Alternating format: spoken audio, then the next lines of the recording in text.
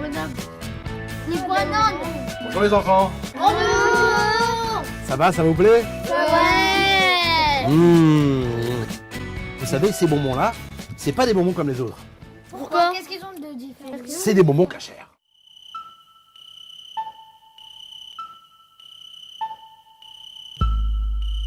Kasher, ça veut dire quoi? Kasher, ça veut dire apte à être consommé au regard de la Torah. La Torah nous demande de manger des animaux qui ont les sabots fendus et qui ruminent. La vache, le mouton, le bœuf sont des animaux kasher. On a le droit de les manger. Là, c'est du sabot fendu. Tiens, du sabot fendu. Hein. Les animaux qui n'ont pas les sabots fendus ou qui ne ruminent pas, par exemple le cochon ou le cheval, ils ne sont pas kasher et on n'aura pas le droit de les manger. Pour les poissons, la Torah nous demande à ce qu'il y ait des écailles et des nageoires. Un poisson qui n'aurait pas les écailles ou les nageoires ne serait pas kasher. Enfin, la Torah nous interdit de manger des insectes. Aujourd'hui, on fabrique un tas d'aliments qui sont kasher, des chips, des gâteaux, des chocolats. Et pour le plaisir des petits et des grands, on fait même des bonbons kasher. Alors comment on les fabrique? Suivez-moi. On est bon? Rendez-vous à la source même des bonbons kasher. Meyer Moati nous emmène dans la seule usine en France qui les fabrique.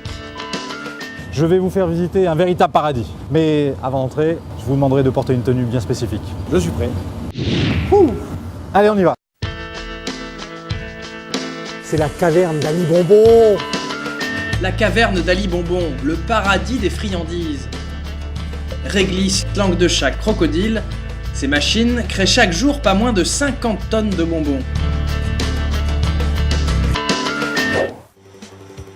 Le maître des lieux, c'est lui, Raïm Assaraf. Il dirige la branche cachère de l'usine. Et la recette du bonbon, il la connaît par cœur. Là, c'est très bruyant puisqu'en fait, c'est là où on a toutes les machines qui vont nous servir à cuire les produits, à mélanger les produits, à en créer une matière homogène. Vous allez grimper et on va aller là où tout commence. À l'origine du bonbon, l'ingrédient qui va lui donner sa texture élastique et tendre, c'est la gélatine.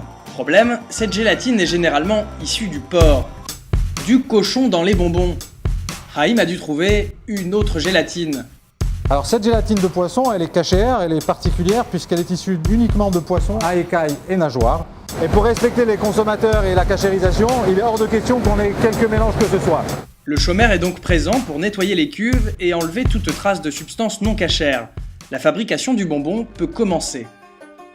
Alors là, je vous fais rentrer dans la salle où on met en forme les bonbons. Ici, la gélatine est mélangée à des colorants avant d'être déposée dans différents moules. On pourrait y couler des crocodiles, on pourrait y couler ici, voilà, des gros rats, on pourrait y couler des dauphins. Mais au royaume des confiseries, la reine, c'est elle, la fraise. Le bonbon star, la friandise préférée des enfants. Une fois démoulée, la fraise a pris corps, mais elle manque un peu de couleur. La fraise a rougi, elle a pris sa forme et sa couleur finale. On va la mettre dans cette turbine, elle va sécher, ce qui va lui créer sa croûte pour qu'elle soit vraiment rouge à croquer. C'est ce rouge à croquer qui a fait la renommée de la fraise. Un rouge étincelant, conçu dans le plus grand secret. Je vous ai amené dans notre laboratoire, dans le Saint des Saints, dans le sanctuaire des bonbons, où nous créons les bonbons de demain et où nous avons créé des milliers de références qui sont consommées de par le monde.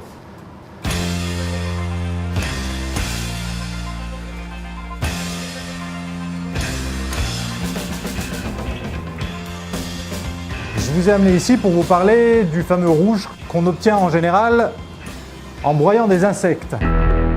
Cet insecte, c'est la cochenille. On en trouve sur des cactus au Mexique et une fois écrasée, elle va fournir une substance rouge, un additif alimentaire appelé E120, utilisé pour colorer les bonbons. Mais la cochenille, comme tous les insectes, n'est pas cachère. Pour ne pas utiliser des insectes, il a fallu substituer la cochenille par un colorant d'origine végétale qui est issu des fruits rouges. Ce colorant cachère se trouve ici. Vous voyez pas la différence.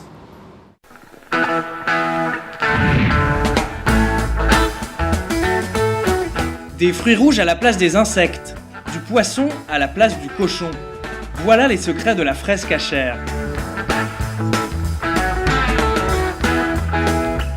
Il ne lui reste qu'à être emballée Le sachet a été pesé, marqué, scellé, avec le marquage cachère qui est très important pour qu'on puisse repérer le produit.